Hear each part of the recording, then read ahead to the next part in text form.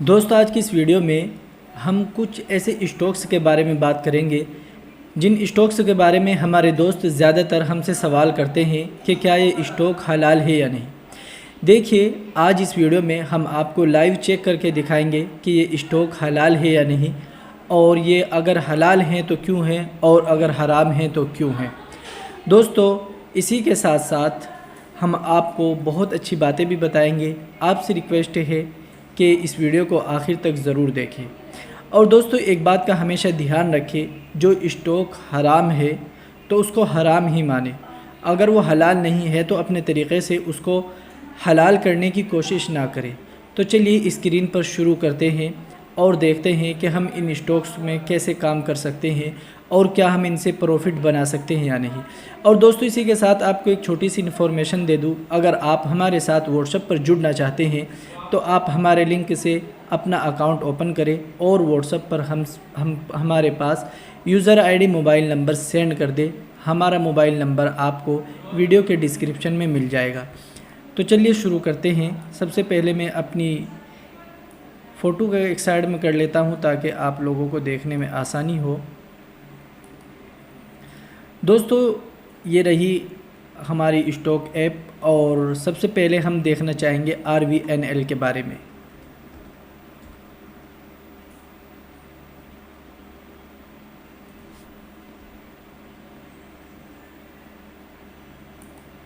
एक सेकंड, यहाँ से चेक हो। RVNL, ओह,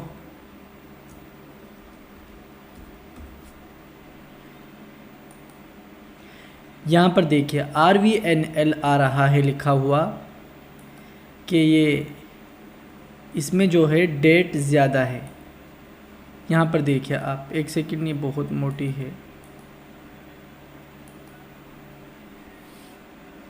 यहाँ पर आप देख सकते हैं इस लाइन में क्या लिखा हुआ आ रहा है। इसके ऊपर डेट जो है वो कितना है, 34% है। और आप ख़ुद भी निकाल कर देख सकते हैं टोटल एसिड से इस कंपनी का कर्ज़। और इसी के साथ साथ इसके टोटल एसिड रेशो जो है वो भी कंप्लीट नहीं है, 2% की कमी है इसमें 2% की या सिर्फ 2% ही है ये तो पता नहीं, लेकिन यहाँ पर शो हो रहा है जो आप भी देख सकते हैं। और अगर आप पढ़ना चाहिए क्या वजह है तो आप इसको खोल कर पढ़ भी सकते हैं, तो आपको यहाँ पर नज़र आ जाएगा। जैसे कि यहाँ पर लिखा हुआ है कि 100 गुना 20%। और यहाँ पर आप पढ़ सकते हैं एसिड किसको कहते हैं, क्या होता है, पूरी जानकारी आपको यहाँ पर मिल जाएगी। तो ये RVNL स्टॉक जो है जायज़ नहीं है। और दोस्तों, इसी के साथ साथ अब दूसरा स्टॉक आता है आपका IRFC। ये स्टॉक भी जायज़ नहीं है। उसकी वजह जानते हो क्या है? उसकी वजह यह है कि यहाँ पर लिखा हुआ है core activities in compliance with Sharia rules. अब इसको पढ़िए आप। As the business activities does not अलाई with Sharia principles other calculation are not applicable. यानी कि ये शरिया कंप्लायंट है जो उससे मेल नहीं खाता। उसकी वजह क्या है? उसकी वजह यह है, जब आप यहाँ पर देखेंगे तो आपको नज़र आएगा IRCTC जो स्टॉक्स है, जो Indian railway finance corporation limited company है, यानी कि फाइनेंस करती है जो रेल के प्रोजेक्ट होते हैं उनके लिए। तो इतना तो आपको समझ में आ गया होगा कि ये जायज़ नहीं है। फाइनेंस तो आप बिना, चाहे उसमें कुछ एसिड कम हो या फिर उसमें डेट कम हो, तब भी आप उसको नहीं ले सकते। और फिर उसके बाद आता है आपका IRCTC।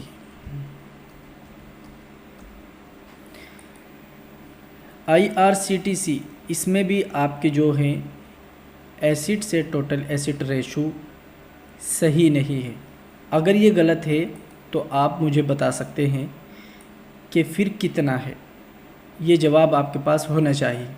ये जवाब नहीं चलेगा कि स्टॉक में तो, इसमें ऐप्स में तो कुछ ही बता देते हैं या फिर वो देर से अपडेट करते हैं, इस तरह की बातें नहीं चलेगी। आपको उस चीज़ में ये बताना है कि जो इसमें लिक्विड एसिड से टोटल एसिड रेशो है जो वो कितना है और कितना होना चाहिए, ये आपको जानकारी देनी होगी। और जो इसमें दी गई है ये वाली जानकारी 7.23%, तो ये क्या सही है या नहीं, ये भी आप ज़रूर देखना। अब दोस्तों दूसरा नंबर आता है बेल का। बेल के बारे में बहुत ज़्यादा शोर शराबा है कि बेल ख़रीदो, बेल ख़रीदो। बेल स्टॉक ये रहा, हम इसकी स्क्रीन भी चेक करेंगे तो यहाँ पर है म्यूट। वैसे तो इसमें कोई प्रॉब्लम नहीं है, लेकिन यहाँ पर एक चीज़ है, वो ये है कि म्यूट है इस्लामिक स्टॉक वाले इस बारे में कि इसकी सही बिज़नेस के बारे में इनको जानकारी नहीं है या सही सबको पता नहीं है। तो हम क्या करेंगे, चलिए तो एक मरतबा बेल के बारे में यहाँ पर आकर देख लेते हैं।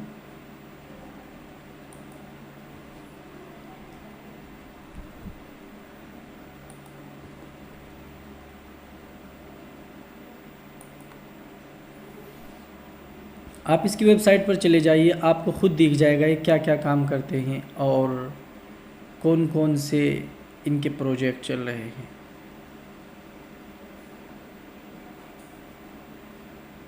देखिए, डिफेंस में भी काम करते हैं, नॉन डिफेंस में भी काम करते हैं, सॉफ्टवेयर में काम करते हैं, इलेक्ट्रॉनिक मैन्युफैक्चरिंग में भी काम करते हैं और एक्सपोर्ट भी करते हैं। तो ये वजह है, आप खुद भी देख सकते हैं, यहाँ पर ये साफ नज़र आ रहा है।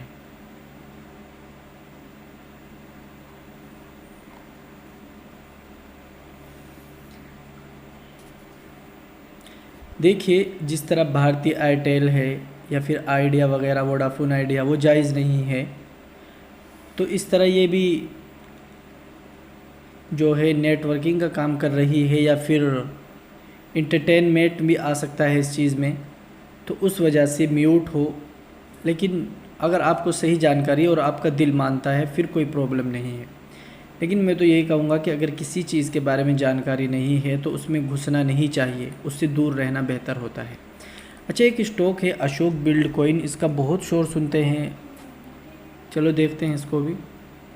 अशोक बिल्ड कॉइन में जो इसका एसिड रेशो है वो कंप्लीट नहीं है, कम है।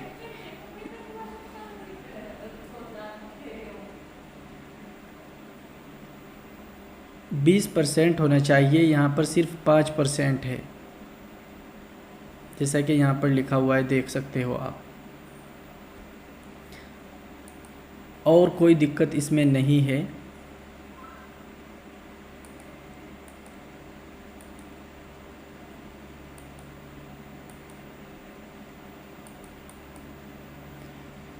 और उसी के साथ IRB, इसका भी बहुत शोर रहता है।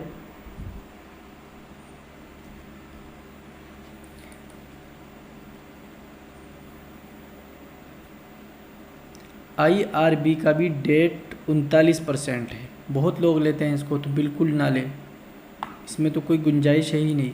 जबकि बेल वाले स्टॉक में थोड़ी बहुत आप कुछ सोच सकते हैं अगर आप उसके बारे में अच्छे से जानकारी निकालते हैं। अगर वो पास निकल जाए तो किसी हद तक उसमें थोड़ी बहुत गुंजाइश निकल सकती है अगर आप सर्च करेंगे तब, लेकिन इसमें कुछ भी गुंजाइश नहीं है। वजह क्या है, 39% डेट है। अच्छा, एक स्टॉक और है जिसे आप वोडाफोन आइडिया के नाम से जानते हैं, और एक ज़ोमैटो है।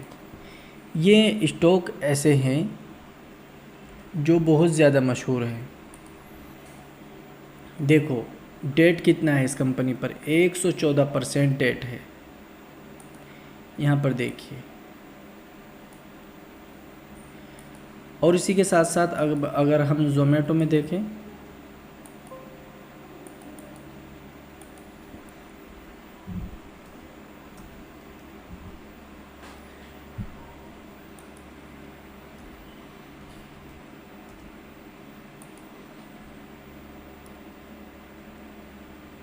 इसका इनकम टोटल रेवेन्यू जो है वो सही नहीं है। 5% होना चाहिए, लेकिन इसमें 8% हो चुका है नॉन शरिया इनकम। इनकम से टोटल रेवेन्यू। ठीक है, तो ये वजह है, आप अब इन्हें खुद सोचें और समझें क्या ये सही है या नहीं, और आप अच्छे से जानकारी निकालें इस बारे में।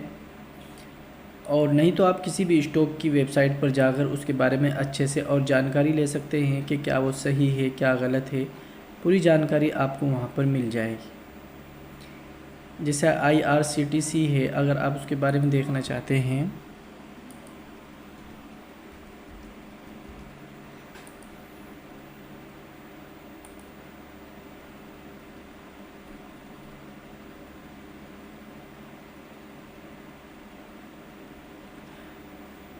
ये रहा IRCTC, saving hygienic food in trains travel and tourism. ये IRCTC है, सॉरी मैं IRFC देखना चाहता। और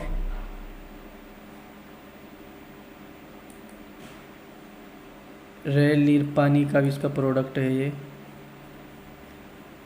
और ये टिकट वगैरह भी बनाती है कंपनी फोर्ड।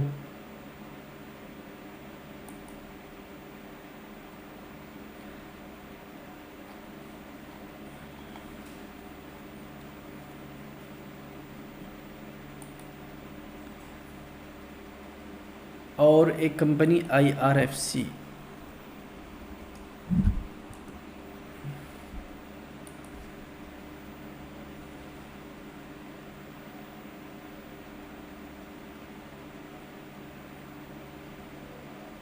ये तो फाइनेंस कंपनी है, इसके बारे में तो आपको ज़्यादा सोचना ही नहीं है।